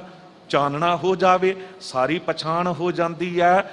ਅੰਧੇਰੇ ਦੇ ਵਿੱਚ ਬੰਦਾ ਪਾਪ ਕਮਾਉਂਦਿਆਂ ਵੀ ਨਹੀਂ ਡਰਦਾ, ਅੰਧੇਰੇ ਦੇ ਵਿੱਚ ਕਤਲ ਕਰ ਦਿੰਦਾ ਏ, ਅੰਧੇਰੇ ਦੇ ਵਿੱਚ ਕਿਸੇ ਦੇ ਤਨ ਉੱਤੇ ਹੱਥ ਪਾ ਦਿੰਦਾ ਏ, ਚਾਨਣੇ ਵਿੱਚ ਸੰਕੋਚ ਕਰਦਾ ਏ। ਅੰਧੇਰੇ ਦੇ ਵਿੱਚ ਠੇਡੇ ਲੱਗਦੇ ਨੇ, ਗੋਡੇ ਟੁੱਟ ਜਾਂਦੇ ਨੇ, ਪਰ ਚਾਨਣੇ ਦੇ ਵਿੱਚ ਸਭ ਕੁਝ ਰਾਹ ਪੱਧਰਾ ਨਜ਼ਰ ਆਉਂਦਾ ਏ। ਇੱਕ ਗੱਲ ਯਾਦ ਰੱਖਣਾ, ਅੱਜ ਕੱਲ ਜਿਹੜੇ ਐਕਸਪ੍ਰੈਸ ਵੇ ਬਣ ਗਏ ਨੇ, 100 ਕਿਲੋਮੀਟਰ 200 ਕਿਲੋਮੀਟਰ ਦਾ ਕੋਈ ਉਹ ਰਸਤਾ ਹੈ, ਤੁਸੀਂ ਬੇਫਿਕਰ ਤੁਰੇ ਚਲੇ ਜਾਓਗੇ, ਕੋਈ ਫਿਕਰ ਨਹੀਂ ਹੈ। ਪਰ ਜਿੱਥੇ ਚੌਰਾਹਾ ਜਾਂ ਦੁਰਾਹਾ ਆ ਜਾਵੇ ਨਾ, ਉਹ ਭਾਵੇਂ 100 ਫੀਟ ਦਾ ਹੋਵੇ, ਉੱਥੇ ਸੁਚੇਤ ਹੋਣ ਦੀ ਲੋੜ ਹੈ। ਮੰਜ਼ਿਲ ਦਾ ਰਾਹ ਸੁਚੇਤ ਹੋ ਕੇ ਚੁਣਨਾ ਹੈ। ਜੇ ਗਲਤ ਰਾਹ ਫੜ ਲਿਆ ਨਾ ਤੇ ਇਉਂ ਸਮਝ ਲਓ ਲੁੱਟੇ ਪੁੱਟੇ ਵੀ ਜਾ ਸਕਦੇ ਹੋ, ਸਮਾਂ ਵੀ ਵਿਅਰਥ ਜਾਵੇਗਾ, ਮੰਜ਼ਿਲ ਵੀ ਗਵਾਚ ਜਾਵੇਗੀ। ਯਾਦ ਰੱਖਣਾ, ਦੇਹਧਾਰੀ ਗੁਰੂ ਜਾਂ ਜਾਦੂ ਟੋਨੇ ਕਰਨ ਵਾਲੇ ਜਾਂ ਜੋਤਿਸ਼ ਜਾਂ ਹੋਰ ਮੜੀਆਂ ਮਸਾਣਾ, ਇਹ ਉਹ ਖੁੰਝੇ ਹੋਏ ਰਾਹ ਨੇ। ਸਾਡਾ ਇੱਕੋ ਰਾਹ ਹੈ ਗੁਰੂ ਗ੍ਰੰਥ ਸਾਹਿਬ, ਇੱਕੋ ਰਾਹ ਹੈ ਗੁਰੂ ਗ੍ਰੰਥ ਸਾਹਿਬ। ਗੁਰੂ ਵੱਲ ਜੇ ਤੁਰਾਂਗੇ ਤੇ ਫਿਰ ਗੁਰਮੁਖ ਬਣਨ ਵਾਲੇ ਪਾਸੇ ਤੁਰਾਂਗੇ। ਸਤਿਗੁਰੂ ਜੀ ਕਹਿ ਰਹੇ ਨੇ ਕਿ ਉਹ ਅੰਧੇਰਾ ਚੁੱਕ ਜਾਵੇਗਾ, ਗਿਆਨ ਹੋ ਜਾਵੇਗਾ। ਮੈਂ ਸਾਹਮਣੇ ਬੱਚੀ ਨੂੰ ਵੇਖ ਰਿਹਾ, ਅੰਮ੍ਰਿਤਧਾਰੀ ਬੱਚੀ ਬੈਠੀ ਹੈ, ਤੇ ਮੈਨੂੰ ਇੱਕ ਗੱਲ ਚੇਤੇ ਆ ਗਈ। ਥੋੜੀ ਬੇਨਤੀ ਕਰਦੇ ਆ ਕਿ ਬੱਚੀਆਂ ਨੂੰ ਸੰਭਾਲੋ, ਬੱਚਿਆਂ ਨੂੰ ਆਰੰਭ ਤੋਂ ਬੇਟੀਆਂ ਨੂੰ ਗੁਰਮੁਖ ਬਣਾਉਣ ਵਾਲੇ ਰਾਹ ਵਾਲੇ ਪਾਸੇ ਤੋਰੋ। ਰੋਜ਼ ਇੱਕ ਸਾਖੀ ਸੁਣਾਓ, ਕੋਈ ਸ਼ਬਦ ਦੀ ਵਿਚਾਰ ਸੁਣਾਓ। ਸਾਡਾ ਬੜਾ ਨੁਕਸਾਨ ਹੋ ਰਿਹਾ ਹੈ ਜੇ ਬੱਚੀ ਕਿਤੇ ਦੂਜੇ ਪਾਸੇ ਜਾਂਦੀ, ਦੂਜੇ ਧਰਮ ਵਿੱਚ ਪੀੜ੍ਹੀ ਦਰ ਪੀੜ੍ਹੀ ਸਾਡਾ ਬਹੁਤ ਨੁਕਸਾਨ ਹੁੰਦਾ ਹੈ। ਗੱਲ ਗੁਰੂ ਗ੍ਰੰਥ ਸਾਹਿਬ ਜੀ ਦੀ ਚੱਲ ਰਹੀ ਹੈ, ਤੇ ਇੱਕ ਗੁਰਸਿੱਖ ਪਰਿਵਾਰ ਦੀ ਬੱਚੀ ਸੀ, ਤੇ ਉਹਦਾ ਵਿਆਹ ਕਿਤੇ ਦੇਹਧਾਰੀ ਗੁਰੂ ਨੂੰ ਮੰਨਣ ਵਾਲੇ ਪਰਿਵਾਰ ਵਿੱਚ ਕਰ ਦਿੱਤਾ ਗਿਆ। ਜਦ ਬੱਚੀ ਉੱਥੇ ਪੁੱਜੀ ਤੇ ਸੱਸ ਸਹੁਰੇ ਪਤੀ ਨੇ ਕਿਹਾ ਕੱਲ ਆਪਾਂ ਗੁਰੂ ਦੇ ਦਰਸ਼ਨ ਕਰਨ ਚੱਲਾਂਗੇ। ਬੱਚੀ ਨੇ ਸੋਚਿਆ ਕਿ ਗੁਰੂ ਗ੍ਰੰਥ ਸਾਹਿਬ ਜੀ ਦੀ ਹਜ਼ੂਰੀ ਲੈ ਜਾਣਗੇ, ਪਰ ਜਦ ਉੱਥੇ ਪੁੱਜੇ ਤੇ ਵੇਖ ਕੇ ਹੈਰਾਨ ਹੋਈ ਵੀ ਲਾਈਨ ਲੱਗੀ ਹੈ, ਇੱਕ ਇੱਕ ਕਰਕੇ ਜਾਣ ਦਿੱਤਾ ਜਾਂਦਾ ਹੈ, ਜੋ ਵੀ ਜਾਂਦਾ ਦਰਸ਼ਨ ਕਰਕੇ ਆ ਜਾਂਦਾ, ਫਿਰ ਦੂਜੇ ਨੂੰ ਜਾਣ ਦਿੱਤਾ ਜਾਂਦਾ। ਹੈਰਾਨ ਹੋ ਗਈ, ਮੇਰੇ ਗੁਰੂ ਗ੍ਰੰਥ ਸਾਹਿਬ ਜੀ ਦਾ ਦਰਵਾਜ਼ਾ ਤਾਂ ਹਰ ਇੱਕ ਲਈ ਬਰਾਬਰ ਖੁੱਲਾ ਹੁੰਦਾ ਹੈ, ਪਰ ਪਹਿਲਾਂ ਸਹੁਰਾ ਗਿਆ ਦਰਸ਼ਨ ਕਰਾਇਆ, ਸੱਸ ਕਰਾਈ, ਫਿਰ ਪਤੀ ਗਿਆ, ਫਿਰ ਇਸ ਦਾ ਨੰਬਰ ਆਇਆ। ਹੁਣ ਤਿੰਨੇ ਇਹਨੂੰ ਸਮਝਾਉਂਦੇ ਨੇ, ਤੇ ਨਾਲ ਖੜਾ ਬਾਹਰ ਸੇਵਾਦਾਰ ਵੀ ਸਮਝਾਉਂਦਾ ਹੈ, ਜੋ ਗੁਰੂ ਕਵੇ ਨਾ ਸਤ ਬਚਨ ਕਹਿ ਕੇ ਮੰਨ ਲੈਣਾ ਹੈ, ਕੋਈ ਹੁਜਤ ਨਹੀਂ ਕਰਨੀ। ਹੁਣ ਵੀ ਬੱਚੀ ਨੇ ਸੋਚਿਆ ਅੰਦਰ ਗੁਰੂ ਗ੍ਰੰਥ ਸਾਹਿਬ ਜੀ ਹੋਣਗੇ। ਜਦ ਅੰਦਰ ਪੁੱਜੀ ਵੇਖ ਕੇ ਹੈਰਾਨ ਹੋ ਗਈ, ਉੱਥੇ ਤੇ ਕੋਈ ਦੇਹਧਾਰੀ ਗੁਰੂ ਬੰਦਾ ਬੈਠਾ ਸੀ। ਫਿਰ ਵੀ ਵੇਖਿਆ ਕਿ ਬਜ਼ੁਰਗ ਹੈ, ਤੇ ਪੈਰੀ ਹੱਥ ਲਾ ਕੇ ਬੈਠ ਗਈ, ਕਿਉਂਕਿ ਗੁਰੂ ਗ੍ਰੰਥ ਸਾਹਿਬ ਜੀ ਦਾ ਪ੍ਰਕਾਸ਼ ਨਹੀਂ ਸੀ। ਇੱਕ ਬਜ਼ੁਰਗ ਵਾਂਗ ਸਤਿਕਾਰ ਕੀਤਾ, ਪਰ ਗੁਰੂ ਗ੍ਰੰਥ ਸਾਹਿਬ ਜੀ ਦਾ ਪ੍ਰਕਾਸ਼ ਹੁੰਦਾ ਤੇ ਉਹਨੇ ਪੈਰੀ ਹੱਥ ਵੀ ਨਹੀਂ ਸੀ ਲਾਉਣਾ, ਕਿਉਂਕਿ ਗੁਰਮਤ ਦੀ ਸੂਝ ਜਿਸ ਨੂੰ ਹੈ ਉਹ ਗੁਰੂ ਗ੍ਰੰਥ ਸਾਹਿਬ ਜੀ ਦੀ ਹਜ਼ੂਰੀ ਕਦੀ ਵੀ ਕਿਸੇ ਨੂੰ ਪੈਰੀ ਹੱਥ ਨਹੀਂ ਲਾਵੇਗਾ। ਉਹ ਬੱਚੀ ਜਦ ਬੈਠੀ ਤੇ ਉਹ ਦੇਹਧਾਰੀ ਗੁਰੂ ਕਹਿੰਦਾ ਏ ਕਿ ਅੱਜ ਦਿਨ ਤੋਂ ਤੂੰ ਮੈਨੂੰ ਗੁਰੂ ਮੰਨ ਲਿਆ ਏ, ਤੇਰੇ ਤਨ ਉੱਤੇ, ਤੇਰੇ ਧਨ ਉੱਤੇ, ਤੇਰੇ ਮਨ ਉੱਤੇ ਮੇਰਾ ਅਧਿਕਾਰ ਹੋ ਗਿਆ ਏ। ਮੈਂ ਜਦ ਜੋ ਚਾਹਾਂ ਮੰਗ ਲਿਆ ਤੂੰ ਇਨਕਾਰ ਨਹੀਂ ਕਰ ਸਕੇਗੀ। ਹੁਣ ਆਮ ਬੱਚੀ ਹੁੰਦੀ ਸੱਸ ਸਹੁਰੇ ਦੇ ਡਰ ਕਰਕੇ ਡਰ ਜਾਂਦੀ, ਜਾਂ ਉਸ ਗੁਰੂ ਸੇਵਾਦਾਰਾਂ ਦੇ ਡਰ ਤੋਂ ਡਰ ਜਾਂਦੀ, ਪਰ ਇਹ ਗੁਰਮੁਖ ਬੱਚੀ ਸੀ, ਗੁਰਮਤ ਦੀ ਸੂਝ ਸੀ। ਇਹਨੇ ਕਹਿ ਦਿੱਤਾ ਕਿ ਬਜ਼ੁਰਗੋ, ਜਦ ਮੇਰਾ ਆਨੰਦ ਕਾਰਜ ਪੜਾਇਆ ਗਿਆ ਨਾ, ਮੈਨੂੰ ਸਮਝਾ ਦਿੱਤਾ ਗਿਆ ਕਿ ਤੇਰੇ ਤਨ ਉੱਤੇ ਅਧਿਕਾਰ ਕੇਵਲ ਤੇਰੇ ਪਤੀ ਦਾ ਹੈ, ਤੇ ਤਨ ਤੇ ਮੇਰਾ ਰਹਿ ਨਹੀਂ ਗਿਆ। ਮੈਂ ਗੁਰੂ ਦੀ ਹਜ਼ੂਰੀ ਬਚਨ ਦੇ ਚੁੱਕੀ ਹਾਂ, ਧਨ ਮੈਂ ਕੁਝ ਕਮਾਇਆ ਨਹੀਂ ਹੈ, ਉੱਥੇ ਮਾਂ-ਬਾਪ ਦਾ ਸੀ, ਇੱਥੇ ਸੱਸ ਸਹੁਰੇ ਦਾ ਹੈ। ਹਾਂ, ਮਨ ਜ਼ਰੂਰ ਮੈਂ ਆਪਣਾ ਮੰਨਦੀ ਹਾਂ, ਉਹ ਮਨ ਮੈਂ ਗੁਰੂ ਗ੍ਰੰਥ ਸਾਹਿਬ ਜੀ ਨੂੰ ਅਰਪਣ ਕਰਕੇ ਮੈਂ ਗੁਰੂ ਦੀ ਬੱਚੀ ਹੋ ਚੁੱਕੀ ਹਾਂ। ਤੇ ਜੇ ਮੈਂ ਮਨ ਵੇਚ ਦਿੱਤਾ ਹੈ, ਮੇਰੇ ਗੁਰੂ ਨੂੰ ਅਰਪਣ ਕਰ ਦਿੱਤਾ ਹੈ, ਤੁਹਾਡੇ ਵਿੱਚ ਜੁਰਤ ਹੈ ਤੇ ਮਨ ਨੂੰ ਆਪਣੇ ਵੱਲ ਮੋੜ ਲਓ। ਹੁਣ ਘਬਰਾ ਗਿਆ, ਕਹਿਣ ਲੱਗਾ ਇਹ ਨਾਸਤਿਕ ਕਿੱਥੋਂ ਆ ਗਈ, ਇਹਨੂੰ ਛੇਤੀ ਕੱਢੋ, ਛੇਤੀ ਕੱਢੋ। ਬੱਚੀ ਕਹਿੰਦੀ ਕਿ ਮੈਂ ਵੀ ਇਹੀ ਚਾਹੁੰਦੀ ਸਾਂ, ਮੈਂ ਵੀ ਇਹੀ ਚਾਹੁੰਦੀ ਸਾਂ।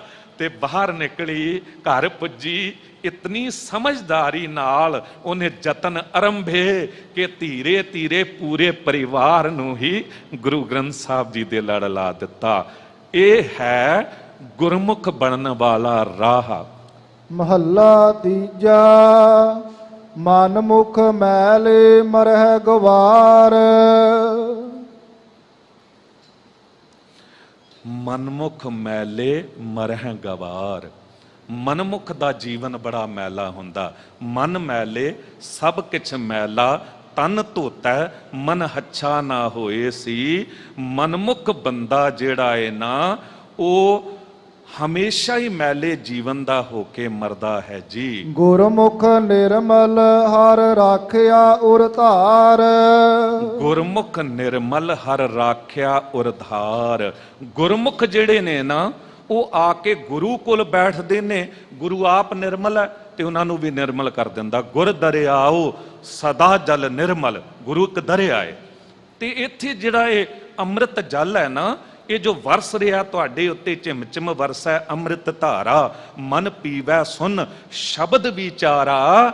ਇਹ ਇੱਥੇ ਇਸ਼ਨਾਨ ਹੋ ਰਿਹਾ ਹੈ। ਗੁਰ ਦਰਿਆਓ ਸਦਾ ਜਲ ਨਿਰਮਲ, ਮਿਲਿਆ ਦੁਰਮਤ ਮੈਲ ਹਰੇ, ਸਤਗੁਰ ਪਾਇਆ ਪੂਰਾ ਨਾਵਣ, ਪਸ਼ੂ ਪਰੇ ਤੋਂ ਦੇਵ ਕਰੇ, ਨਿਰਮਲ ਰਸਨਾ ਅੰਮ੍ਰਿਤ ਪੀਵੋ, ਸਦਾ ਸੁਹੇਲਾ ਕਰ ਲਹਿ ਜੀਓ।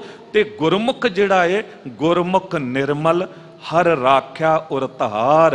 ਹਰੀ ਵਾਹਿਗੁਰੂ ਨੂੰ ਉਹਨੇ ਆਪਣੇ ਹਿਰਦੇ 'ਚ ਵਸਾਇਆ ਹੋਇਆ, ਪਰੋਇਆ ਹੋਇਆ ਹੈ। ਭਨਤ ਨਾਨਕ ਸੁਨਹੁ ਜਨ ਭਾਈ। ਸਾਹਿਬ ਕਹਿੰਦੇ, ਨਾਨਕ ਜੀ ਕਹਿੰਦੇ ਨੇ, ਸੁਣੋ ਜਨ ਭਾਈ। ਕਿੰਨਾ ਪਿਆਰਾ ਸ਼ਬਦ ਵਰਤਿਆ ਸਾਹਿਬ ਸਾਨੂੰ ਕਹਿੰਦੇ ਨੇ, ਐ ਭਾਈ ਤੁਸੀਂ ਸੁਣੋ, ਤੁਹਾਡਾ ਗੁਰੂ ਕੀ ਕਹਿ ਰਿਹਾ ਹੈ। ਸਤਿਗੁਰ ਸੇਵਿਓ ਹੋਮੈ ਮਲ ਜਾਈ। ਤੁਸੀਂ ਸਤਿਗੁਰੂ ਦੀ ਸੇਵਾ ਵਿੱਚ ਜੁੜੇ ਰਹੋ, ਤੁਹਾਡੇ ਅੰਦਰੋਂ ਨਾ ਹਉਮੈ ਚਲੀ ਜਾਵੇਗੀ, ਅਹੰਕਾਰ ਚਲਾ ਜਾਵੇਗਾ। ਇਹ ਹਉਮੈ ਬੜੀ ਚੰਦਰੀ ਹੈ।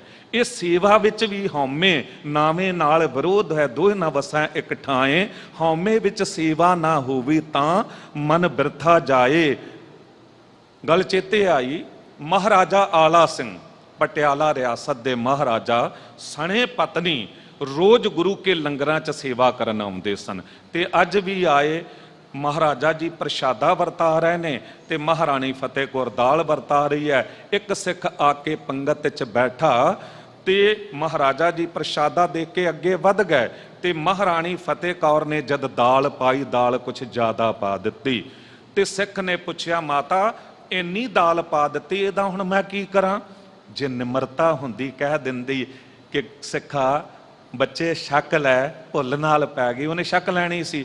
ਚੰਦਰੀ ਹਉਮੈ ਪਤਾ ਨਹੀਂ ਕਿੱਥੋਂ ਆ ਗਏ, ਕਹਿਣ ਲੱਗੀ ਹੋਰ ਕੀ ਕਰੇਗਾ, ਮੇਰੇ ਸਿਰ 'ਚ ਪਾ ਦੇ। ਉਹਨੇ ਵੀ ਥਾਲ ਚੁੱਕਿਆ ਤੇ ਸਿਰ 'ਚ ਪਾ ਦਿੱਤਾ। ਜਦ ਸਿਰ 'ਚ ਪਾ ਦਿੱਤੀ ਦਾਲ, ਦੌੜ ਕੇ ਫਰਿਆਦੀ ਹੋਈ ਪਤੀ ਕੋਲ। ਪਤੀ ਆਮ ਮਨੁੱਖ ਨਹੀਂ, ਮਹਾਰਾਜਾ। ਕਿਹਾ ਦੇਖੋ ਸਿੱਖ ਨੇ ਮੇਰਾ ਕੀ ਹਾਲ ਕੀਤਾ ਏ।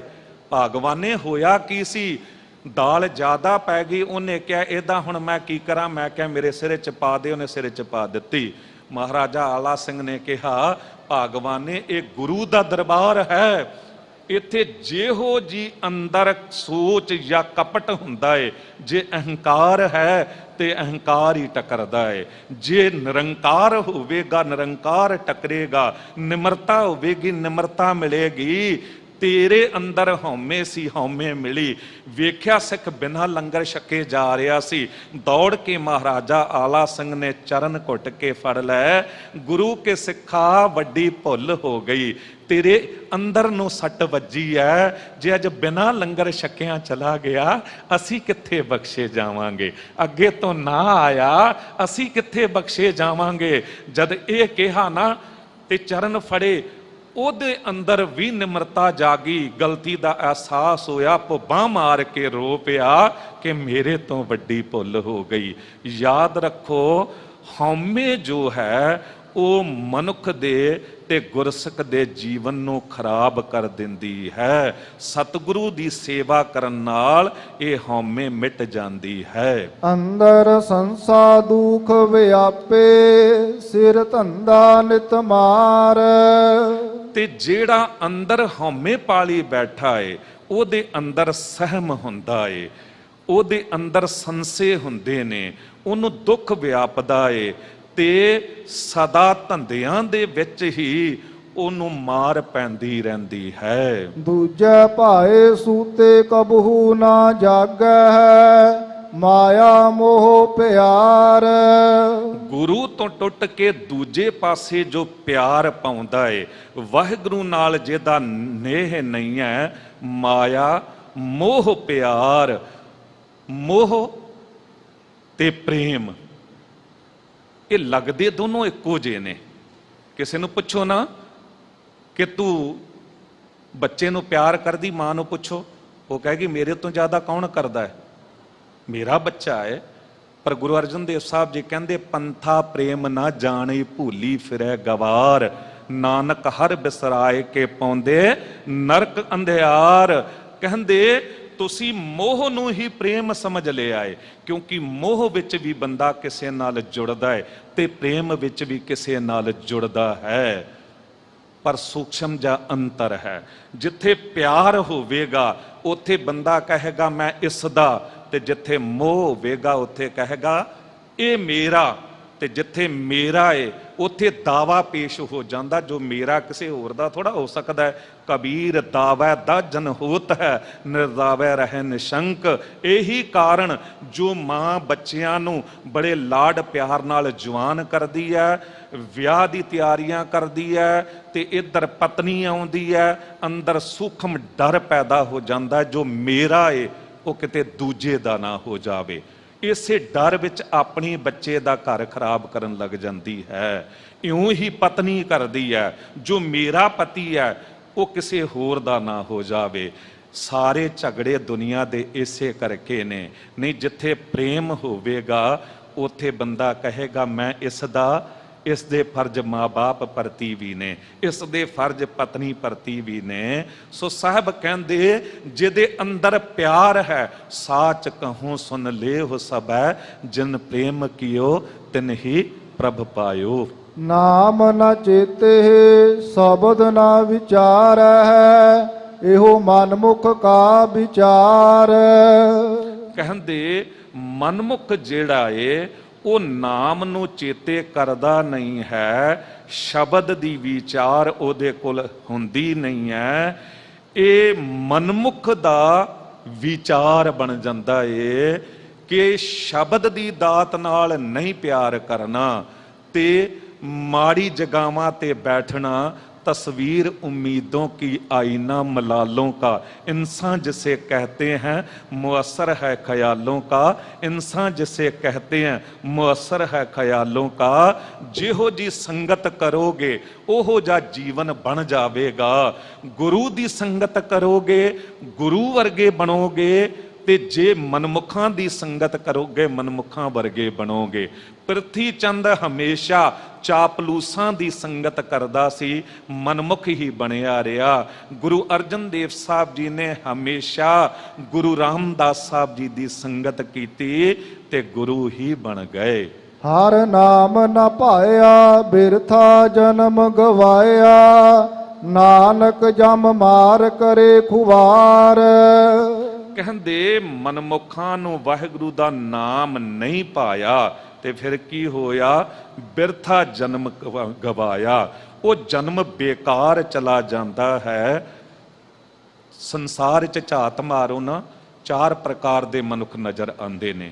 ਪਹਿਲੇ ਬੇਕਾਰ, ਦੂਜੇ ਕਾਰ, ਤੀਜੇ ਉਪਕਾਰ, ਚੌਥੇ ਪਰਉਪਕਾਰ। ਪਹਿਲੀ ਪ੍ਰਕਾਰ ਦੇ ਮਨੁੱਖ ਬੇਕਾਰ ਆਏ, ਬੇਕਾਰ ਚਲੇ ਗਏ। ਸ਼ਰਾਬ ਖਾਨਾ, ਜੂਆ ਕਰ, ਵੈਸ਼ਿਆ ਦਾ ਦੁਆਰਾ, ਬਸ ਇਹ ਹੀ ਜ਼ਿੰਦਗੀ। ਗੁਰੂ ਵਾਹਿਗੁਰੂ ਚੇਤੇ ਨਹੀਂ ਆਉਂਦਾ। ਦੂਜੀ ਪ੍ਰਕਾਰ ਦੇ ਮਨੁੱਖ ਕੇਵਲ ਕਾਰ ਕੰਮ ਵਿੱਚ ਜੀਂਦੇ ਨੇ। ਤੀਜੀ ਪ੍ਰਕਾਰ ਦੇ ਮਨੁੱਖ ਜੋ ਉੱਤਮ ਹੁੰਦੇ ਨੇ, ਗੁਰਬਾਣੀ ਪੜ੍ਹਦੇ, ਨਿਤਨੇਮ ਕਰਦੇ ਨੇ, ਦਾਨ ਪੁੰਨ ਕਰਦੇ ਨੇ, ਪਰ ਆਪ ਕਰਨਾ, ਦੂਜੇ ਨੂੰ ਇਸ ਪਾਸੇ ਨਹੀਂ ਲਾਉਣਾ। ਪਰ ਚੌਥੇ ਪਰਉਪਕਾਰ, ਗੁਰੂ ਪਰਉਪਕਾਰੀ ਹੁੰਦਾ। ਜੀ ਦਾਨ ਦੇ ਭਗਤੀ ਲੈਣ, ਹਰਸੋਂ ਲੈਣ ਮਿਲਾਏ, ਜਨ ਪਰਉਪਕਾਰੀ ਆਏ। ਉਹਨਾਂ ਦਾ ਜੀਵਨ ਪਰਉਪਕਾਰੀ ਹੋ ਜਾਂਦਾ ਏ, ਨਹੀਂ ਤੇ ਜੀਵਨ ਅਕਾਰਥ ਚਲਾ ਜਾਂਦਾ। ਗੁਣ ਗੋਬਿੰਦ ਗਾਇਓ ਨਹੀਂ, ਜਨਮ ਅਕਾਰਥ ਕੀਨ। ਪੌੜੀ ਜਿਸਨੋ ਹਰ ਭਗਤ ਸੱਚ ਬਖਸ਼ੀਐਨ, ਸੋ ਸੱਚਾ ਸਾਹੋ। ਜਿਸ ਗੁਰਮੁਖ ਨੂੰ ਮਾਲਕ ਵਾਹਿਗੁਰੂ ਭਗਤੀ ਦੇ ਦਿੰਦਾ ਏ, ਉਹ ਭਗਤ ਬਣ ਜਾਂਦਾ ਏ, ਉਹ ਸਭ ਤੋਂ ਸੱਚਾ ਸ਼ਾਹੂਕਾਰ ਹੋ ਜਾਂਦਾ ਏ, ਕਿਉਂਕਿ ਉਹਦੇ ਕੋਲ ਨਾਮ ਰੂਪੀ ਧਨ ਹੁੰਦਾ ਹੈ। ਤਿਸ ਕੀ ਮੁਹਤਾਜੀ ਲੋਕ ਕੱਢਦਾ, ਹੋਰਤ ਹੱਠ ਨਾ ਵਥ ਨਾ ਵੇਸਾਹੋ। ਇਹੋ ਜੇ ਭਗਤ ਦੀ ਮੁਹਤਾਜੀ ਲੋਕ ਕਰਦੇ ਨੇ, ਉਹਦੇ ਕੋਲ ਉਹ ਹੱਟੀ ਹੁੰਦੀ ਹੈ ਜਿੱਥੇ ਨਾਮ ਦਾ ਵਪਾਰ ਹੁੰਦਾ ਹੈ। ਭਗਤ ਜਨਾ ਕੋ ਸਨਮੁਖ ਹੋਵੈ, ਸੋ ਹਰ ਰਾਸ ਲਏ ਵੇ ਮੁਖ ਭਸ ਪਾਹੋ। ਭਗਤ ਜਨਾਂ ਨੂੰ ਉਹ ਮਾਲਕ ਵਾਹਿਗੁਰੂ ਨਾਮ ਦੀ ਦਾਤ ਬਖਸ਼ਦਾ ਹੈ ਤੇ ਉਹਨਾਂ ਕੋਲ ਉਹ ਐਸਾ ਧਨ ਹੁੰਦਾ ਹੈ ਜੋ ਕਿਤੇ ਮੁੱਕਦਾ ਹੀ ਨਹੀਂ ਹੈ। ਪਰ ਭਗਤ ਹਰ ਇੱਕ ਨੂੰ ਨਹੀਂ ਆਖ ਸਕਦੇ। ਭਗਤ ਦੇ ਵਿੱਚ 3 ਅੱਖਰ ਆਉਂਦੇ ਨੇ। ਜਿਹਦੇ ਕੋਲ ਭੱਬੇ ਤੋਂ ਭਜਨ ਹੈ, ਜਿਹਦੇ ਕੋਲ ਗੱਗੇ ਤੋਂ ਗਿਆਨ ਹੈ, ਜਿਹਦੇ ਕੋਲ ਤੱਤੇ ਤੋਂ ਤਿਆਗ ਕਰਨ ਦੀ ਜੁਰਤ ਹੈ, ਅਸਲ ਵਿੱਚ ਉਹ ਹੈ ਭਗਤ। ਗੁਰੂ ਗ੍ਰੰਥ ਸਾਹਿਬ ਜੀ ਦੱਸਦੇ ਨੇ, ਮਤ ਹੁੰਦੀ ਹੋਏ ਇਆਣਾ, ਤਾਣ ਹੁੰਦੇ ਹੋਏ ਨਿਤਾਣਾ, ਮਾਣ ਹੁੰਦੇ ਹੋਏ ਨਿਮਾਣਾ, ਅਣ ਹੁੰਦੇ ਕੋ ਆਪ ਵੰਡਾਏ, ਕੋਈ ਐਸਾ ਭਗਤ ਸਦਾਏ। ਹੁੰਦਿਆਂ ਸੁੰਦਿਆਂ ਤੇ ਹਰ ਕੋਈ ਦੇ ਦਿੰਦਾ ਹੈ। ਹੋਵੇ ਕੋਈ ਇਹੋ ਜਿਹਾ ਆਪਣੀ ਮੂੰਹ ਦੀ ਬੁਰਕੀ ਵੀ ਦੂਜੇ ਦੇ ਮੂੰਹ ਚ ਪਾ ਦਵੇ, ਉਹ ਹੁੰਦਾ ਹੈ ਭਗਤ। ਹਰ ਕੇ ਨਾਮ ਕੇ ਵਾਪਾਰੀ ਹਰ ਭਗਤ ਹੈ, ਜਮ ਜਾਗਾਤੀ ਤਿਨਾ ਨੇੜ ਨਾ ਜਾਹੋ। ਵਾਹਿਗੁਰੂ ਦੇ ਨਾਮ ਦੇ ਵਪਾਰੀ ਉਹ ਭਗਤ ਹੁੰਦੇ ਨੇ ਤੇ ਉਹਨਾਂ ਨੂੰ ਜਮ ਦੀ ਜਗਾਤੀ ਮਸੂਲ ਟੈਕਸ ਨਹੀਂ ਲੱਗ ਸਕਦਾ। ਤੁਸੀਂ ਦੇਖੋ, ਦੁਨਿਆਵੀ ਦੌਲਤ ਕਮਾਓ ਨਾ, ਕਿੰਨੇ ਟੈਕਸ ਦੇਣੇ ਪੈਂਦੇ ਨੇ। ਇਨਕਮ ਟੈਕਸ ਤੋਂ ਇਲਾਵਾ ਵੀ ਕਿੰਨੇ ਟੈਕਸ ਦੇਣੇ ਪੈਂਦੇ ਨੇ। ਪਰ ਕਹਿੰਦੇ ਮਾਲਕ ਵਾਹਿਗੁਰੂ ਦਾ ਨਾਮ ਉਹ ਵਪਾਰ ਹੈ, ਉਹ ਦੌਲਤ ਹੈ ਜਿੱਥੇ ਕੋਈ ਟੈਕਸ ਨਹੀਂ ਹੈ। ਕਿਨ ਹੀ ਬੰਜਿਆ ਕਾਸੀ ਤਾਂਬਾ, ਕਿਨ ਹੀ ਲੌਂਗ ਸੁਪਾਰੀ, ਸੰਤੋ ਬੰਜਿਆ ਨਾਮ ਗੋਬਿੰਦ ਕਾ, ਐਸੀ ਖੇਪ ਹਮਾਰੀ। ਜਨ ਨਾਨਕ ਹਰ ਨਾਮ ਧਨ ਲੱਦਿਆ, ਸਦਾ ਵੇ ਪਰਵਾਹੋ। ਕਹਿੰਦੇ ਦਾਸ ਨਾਨਕ ਨੇ ਵਾਹਿਗੁਰੂ ਜੀ ਦੇ ਨਾਮ ਰੂਪੀ ਦੌਲਤ ਨੂੰ ਲੱਦਿਆ ਏ, ਭਾਵ ਕਿ ਇਕੱਠਾ ਕੀਤਾ ਏ ਤੇ ਸਦਾ ਹੀ ਬੇਪਰਵਾਹ ਹੋ ਗਏ ਨੇ। ਗੁਰੂ ਨਾਨਕ ਦੇਵ ਸਾਹਿਬ ਜੀ ਵਰਗਾ ਬੇਪਰਵਾਹ ਦੁਨੀਆ 'ਚ ਨਜ਼ਰ ਨਹੀਂ ਆਉਂਦਾ ਹੈ, ਕਿਉਂਕਿ ਭਰੋਸਾ ਸੀ ਮਾਲਕ ਵਾਹਿਗੁਰੂ ਜੀ ਉੱਤੇ। ਗੁਰੂ ਅਰਜਨ ਦੇਵ ਸਾਹਿਬ ਜੀ ਵਰਗਾ ਬੇਪਰਵਾਹ ਦੁਨੀਆ 'ਚ ਕੋਈ ਨਜ਼ਰ ਨਹੀਂ ਆਉਂਦਾ ਏ, ਕਿਉਂਕਿ ਮੈਂ ਸਭ ਕੁਝ ਛੋੜ ਪ੍ਰਭ ਤੂੰ ਹੀ ਤੇ ਆਇਆ। ਫਿਰ ਭਾਵੇਂ 4-4 ਵਾਰੀ ਜ਼ਹਿਰ ਦੇ ਵਾਰ ਹੁੰਦੇ ਨੇ ਸਾਹਿਬਜ਼ਾਦਾ ਗੁਰੂ ਹਰਗੋਬਿੰਦ ਸਾਹਿਬ ਜੀ ਪਾਤਸ਼ਾਹ ਜੀ ਉੱਤੇ, ਪਰ ਕੋਈ ਕੁਝ ਨਹੀਂ ਵਿਗਾੜ ਸਕਦਾ। ਜਿਸ ਦਾ ਸਾਹਿਬ ਡਾਢਾ ਹੋਏ ਤਿਸ ਨੂੰ ਮਾਰ ਨਾ ਸਕੈ ਕੋਏ। ਮੈਂ ਧੰਨਵਾਦੀ ਹਾਂ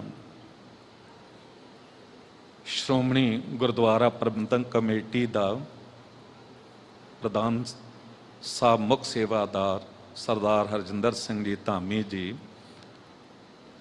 ਬਹੁਤ ਧੰਨਵਾਦੀ ਹਾਂ ਸਿੰਘ ਸਾਹਿਬ ਗਿਆਨੀ ਜਗਤਾਰ ਸਿੰਘ ਜੀ ਦੇ, ਜੋ ਹਮੇਸ਼ਾ ਹੀ ਨਿਵਾਜਦੇ ਨੇ।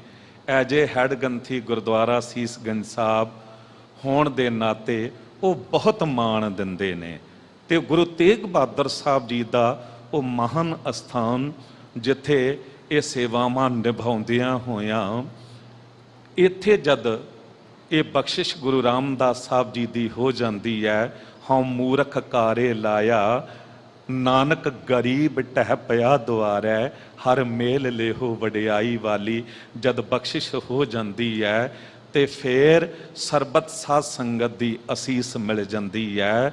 ਧੰਨਵਾਦੀ ਹਾਂ ਮਾਲਕ ਵਾਹਿਗੁਰੂ ਜੀ ਦਾ, ਗੁਰੂ ਰਾਮਦਾਸ ਸਾਹਿਬ ਜੀ ਦਾ, ਗੁਰੂ ਗ੍ਰੰਥ ਸਾਹਿਬ ਜੀ ਦਾ, ਆਪ ਸਰਬਤ ਸਾਧ ਸੰਗਤ ਦਾ। ਬੜੀ ਇਕਾਗਰਤਾ ਬਖਸ਼ੀ ਹੈ, ਬੇਅੰਤ ਹੋਈਆਂ ਭੁੱਲਾਂ ਬਖਸ਼ ਲੈਣਾ। ਦਿਓ ਅਸੀਸ ਕਥਾ ਕਰਨ ਦੀ ਜਾਚ ਆ ਜਾਵੇ, ਸਾਂਝੇ ਤੌਰ ਤੇ ਸਭ ਲਈ ਅਰਦਾਸ ਹੈ। ਤੇਗ ਬਹਾਦਰ ਸਿਮਰੈ ਹਰ ਨਉ ਨਿਧ ਆਵੈ ਧਾਏ, ਸਭ ਥਾਈ ਹੋਏ ਸਹਾਏ। ਅਖੀਰਲੀ ਪੰਕਤੀ ਪੜ੍ਹਦੇ ਹਾਂ ਜੀ। ਹਰ ਕੇ ਨਾਮ ਕੇ ਵਾਪਾਰੀ ਹਰ ਭਗਤ ਹੈ, ਜਮ ਜਾਗਾਤੀ ਤਿਨਾ ਨੇੜ ਨਾ ਜਾਹੋ। ਜਨ ਨਾਨਕ ਹਰ ਨਾਮ ਧਨ ਲੱਦਿਆ, ਸਦਾ ਵੇ ਪਰਵਾਹੋ। ਵਾਹਿਗੁਰੂ ਜੀ ਕਾ ਖਾਲਸਾ, ਵਾਹਿਗੁਰੂ ਜੀ ਕੀ ਫਤਿਹ। ਵਾਹਿਗੁਰੂ ਜੀ ਕਾ ਖਾਲਸਾ, ਵਾਹਿਗੁਰੂ ਜੀ ਕੀ ਫਤਿਹ।